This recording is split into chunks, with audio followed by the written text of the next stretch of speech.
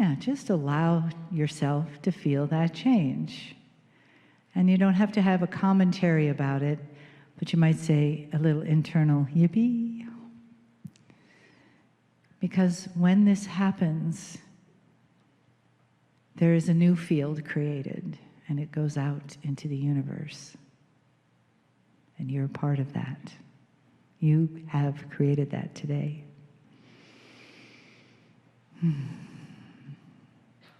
So now I'd like to invite the Star Mothers to come in and share their love and their wisdom with you.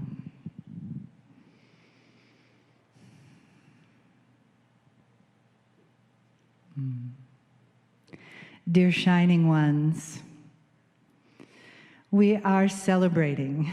We are celebrating this day, this weekend, this moment, this mountain, this family, and we are so thrilled and so lit up from within, lit up like 1,000 lights, like 1,000,000 stars, like the grid across the planet lights up when you light up. We bring that today to you, to each one of you, to each one of your sacred hearts, so that the energy of this field is held for you. You walked into it, and now you've lit it up. You walked into it, and you've created something new with it, and we rejoice. Do you know you will never be the same after today? You will not. And that will happen again tomorrow, and tomorrow, and tomorrow. Isn't that joyous? So we celebrate you and what you are doing with the world, for yourselves, with yourselves, on each level, each person a little bit differently, and perfectly for you. And as the grid here on this mountain is polished and illuminated by you, let us tell you, it's been sitting for a while. It's been sitting for a while, waiting. And many people have been to the mountain and felt us, felt something, felt change. But the group, because there are many, are the ones that create a leap in consciousness. So this is what you are here to do, isn't it? This is what you were born to do, beloveds. You came back now to do this. Do you have any doubt when you sit in this field, when you feel us around you, when you feel us loving you, pouring that out through the arms of our heart and consciousness? We pour that love into you. You are the sacred vessels of the new awakening of this planet. And you were born to do this. And we have waited such a long time. And it doesn't matter that it's been such a long time, because it is perfect time. And all of you, each one of you, all of you, including the dog, is a part of the new consciousness. And there's no mistake about that, because we have been writing this script with your consciousness for many years, for the correct time on the planet, for your Akash to resonate with, I am ready. And here we are. We see you, we know you, and we love you. There is a spark within you that is us. You are our children, our sacred star seeds. If you feel that spark in your heart, that is where we live within you. Always with you. And now you're just remembering that you can talk to us. We are as close to you as your thought about us. Have a conversation with us. We so look forward to that. And we look forward to revealing more and more as this weekend continues, as these days of consciousness awakening continue on this mountain, and that you take it with you when you go. And we step back now. Not away, not going, just stepping back for the moment. Take a breath.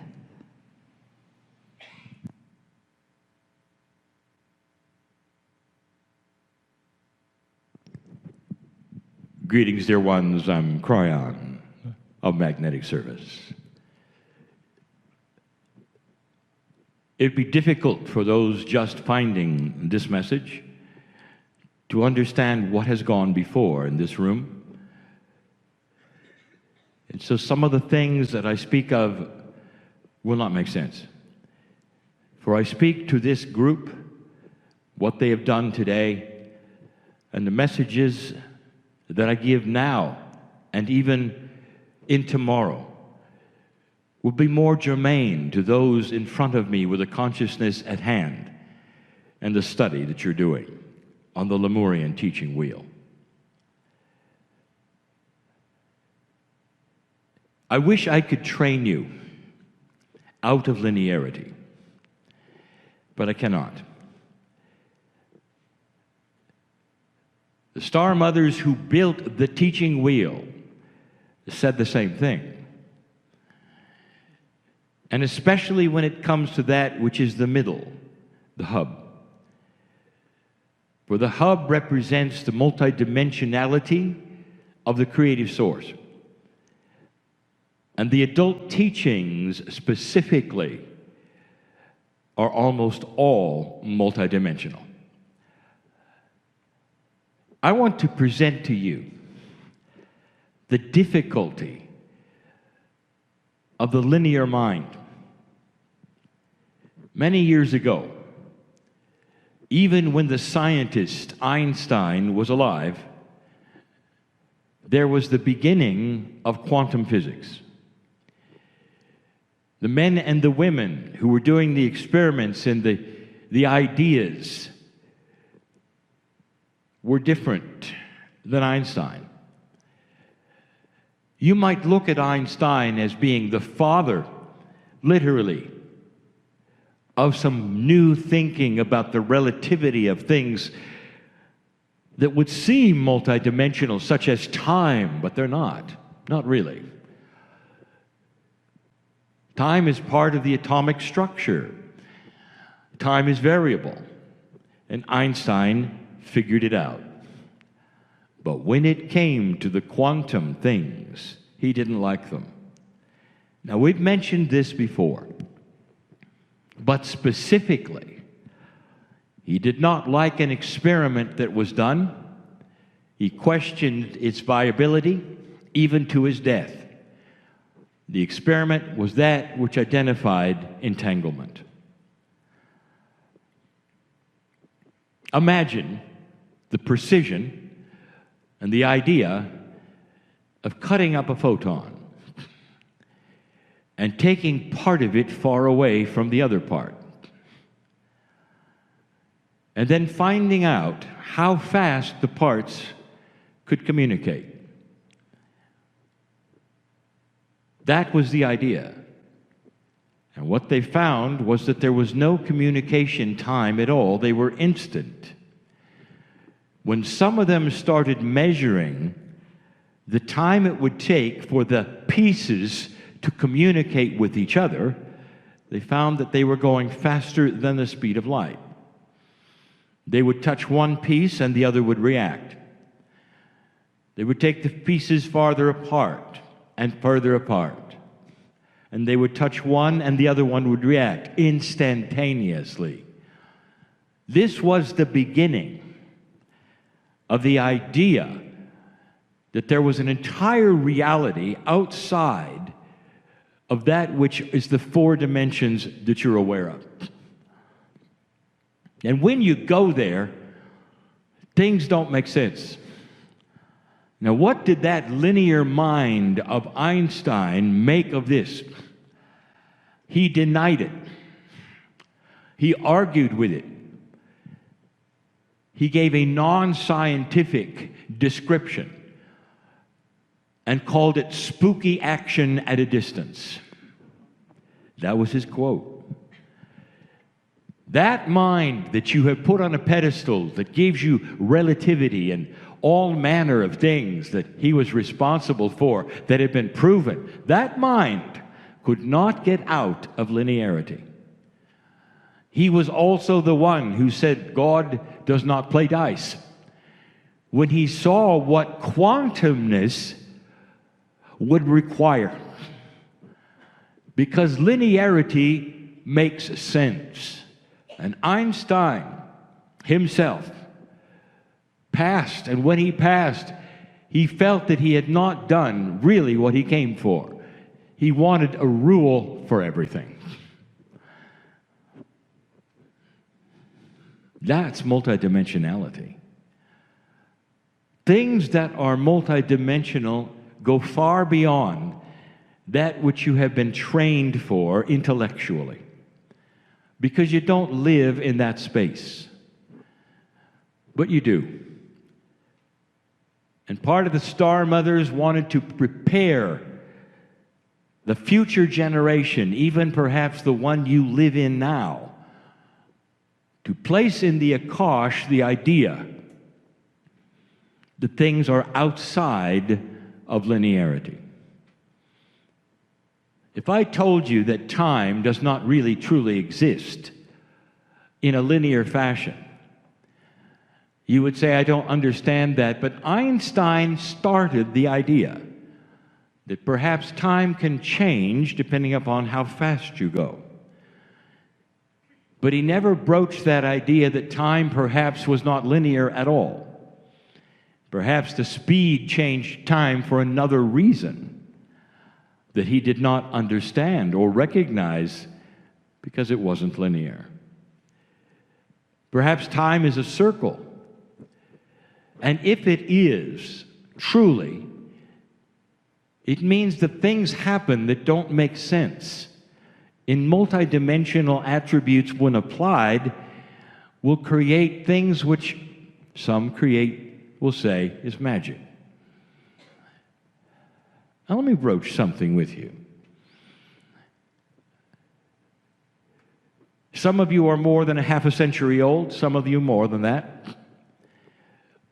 And yet each one of you, if I ask you to please right now, think about something that is etched in your mind right now, this lifetime, either negative or positive, whether it's the birth of a child or a betrayal or words that were spoken or a time or an accident, anything, whatever is most prominently right now, think of a way that it is actually now, right now. You'd have no trouble. Do you understand that? It's there. It's still there. Now, what have you just done? You pulled something from a long time ago and you placed it in a now. How did you do that? You did that because there is a piece and a part of you which is multidimensional. That mind of yours, you would think that synapse might be linear. Truly, it is not in certain ways. You just showed yourself. I just presented a scenario where you can bring something and feel it now, just as though it happened. You'll never forget it. Your last breath. You can conjure it up, and it's now, and it's standing in front of you, and even your chemistry will change. That's multidimensionality. What if I told you that that is going to be enhanced in the human being to the point where past life experiences will start to be that which I will call all life experiences? What if I also indicated to you that beyond the thinking even of metaphysics today, that past life experience is controllable with what you remember, and that is to say, you can pull in now the best things that have ever happened, the most wise things that you ever did. You can take that which is your past lives on this planet and make it a library of wisdom placed upon you now, just like you did a moment ago with things that happened in this lifetime that I ask you to conjure up and live. My partner had a difficult time explaining that, and I'll tell you why. Because when I ask you to do it, there's some who did it in such a way that it was quite emotional. What if this was possible in a soul dimension? Now, a soul dimension would be out of linearity. Your soul has been on this planet for thousands of years, and it's experienced so many things. What if you could remember all of the good ones and instruct that Akashic record to bury the negative ones? What would happen to you? Who would you be? O wise one, who really would you be if suddenly everything that you had ever done, which was wise and good and beautiful, could raise to a place where you not only could just file it, it was active, and you could access it instantly? And the answer is you'd be a master. That's what's going on. Because what we're asking you to do is to pull upon the Akash those things which you were told by a multidimensional being from the stars that you'll never forget. It's etched in a positive way, and it doesn't matter how long ago it was, because time is in a circle. As much as I would say that, it doesn't mean much to a linear mind. It really doesn't. You've got to do exercises to see what I'm talking about and remember things that are permanent, etched there, for you to understand fully that this is what it's like for those who are starting to remember and know the truth they were taught. I speak to this group, but I also speak to a bigger group that perhaps is listening. And I'm telling that bigger group, you are included in this. Imagine the ability to control what you remember. Let's say you could do that just in this life. I'm going to tell you something. This is the basis of some of the teaching that even goes on in this room. Suppressing those things which would not make your life better and bringing out the things which would make you soar. Soar, S-O-A-R, soar. Fly with the beauty of peace in your heart. Taking the things that have always made your heart ache, whether it's the death of friends or the betrayal or any of these things, and put them in a box, you might say, and say to them, you're done. You were part of a reality that I am now not part of. You're finished. And you put them in a box, you lock the box, and you throw away the key. And instead, you instruct the things that would make you feel better and understand your magnificence that you lived through that were beautiful, and you bring them to the forefront, and you readjust all that you remember, and you say, let's put you on top. I'm a linear person. I understand that order of things, and I instruct you to be first in my mind. Would it make a difference in your life? Oh, yeah.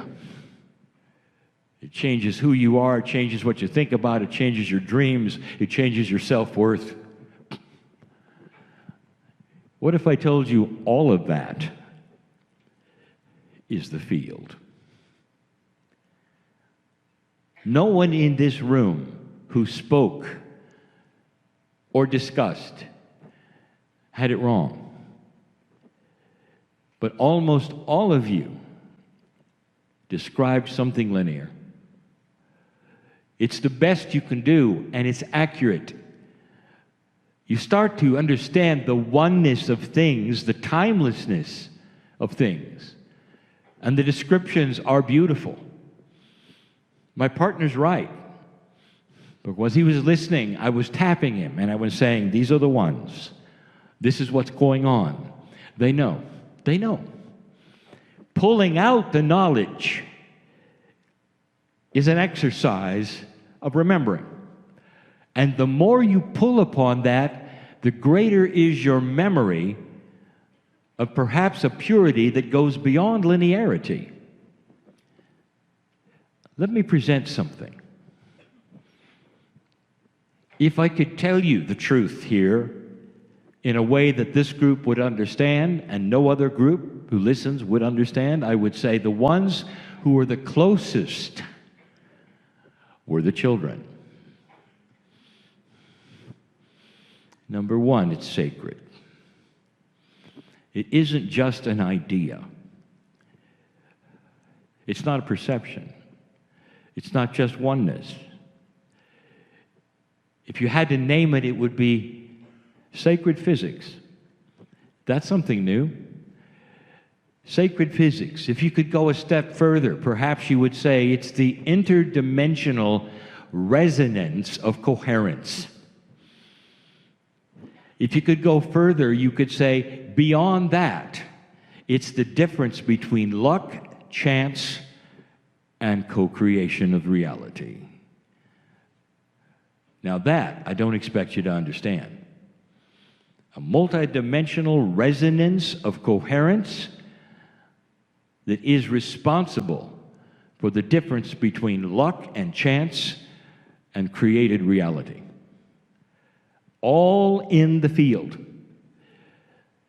That was taught for one reason. So that if you made it past 2012, you could move into a multidimensional state. And you're remembering. You're remembering. No one got it wrong. All of you understand the oneness that goes in to a new kind of thinking that says there's no separation. But how many of you have applied that to the actual rules of the universe? Not just a oneness in who you are with the planet or the galaxy or consciousness, but you're married to the physics of all things, the way things work. You're married to it in a way that you can control it and understand it. What is the key to this? A phrase I've given many times. Right now. Right now. The key to all of this, for all of you, is to suspend everything you were ever told and sit and be loved by God. And let the openness of that perception of forgetting everything you were told be the opening of new information to pour in. And that is suspending what you think you know and instead allowing for what you don't know. And dear ones, there's only a few who can do that. Really. And they are the old souls of this planet who are starting to be able to even control past life memories. And I sit in front of so many of them right now. I told my partners, start the seminars on things you don't know. Unidentified things that you can't teach. And when I told him that, he said, I can't do it. No one will come. When I said, come learn about something I don't know. And here you are. It's a new paradigm of teaching. where you would then turn to the old souls in the room and say, would you please identify what this means? And that's exactly what you're doing. And it's working.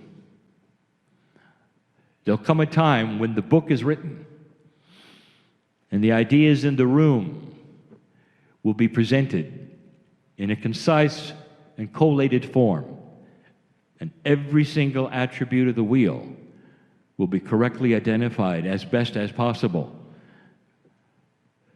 One of the hardest ones is the one you tackled today, called the field. And so we just added another aspect for you to think about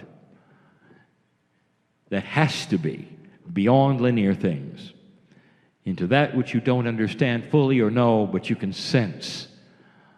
And as you sense these things, I want you to understand you are sensing that the universe, the creative source, knows your name, holds your hand, and is saying, you are the ones to start another kind of a generation of knowingness.